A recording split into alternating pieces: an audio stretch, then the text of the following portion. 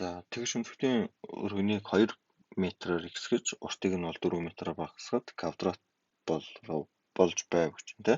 За хэрв тэгш өнцгтийн периметр 36 см бол квадратын талбайг олоо гэж. За тэгэхээр энэ нь шууд эхлээд квадрат үүссэн гэд үзчихье. За x талтай квадрат үүссэн гэж. За тэгэхээр энд бол ямар өөрчлөлт хийсэн бэ гэхээр энд бол өргөнийг нь бол 2-оор нэмэгдүүлсэн гэсэн юм чинь. Тэгш өнцгтийн өргөн бол x-ээс хасдан 2 гэсэн үг. За уртыг нь болохоор 4 мм-аар багасгасан гэхээр чинь тэгш өнцгтийнх бол анх байсан нь бол x дээр нэмэх нь 4 байсан гэсэн үг.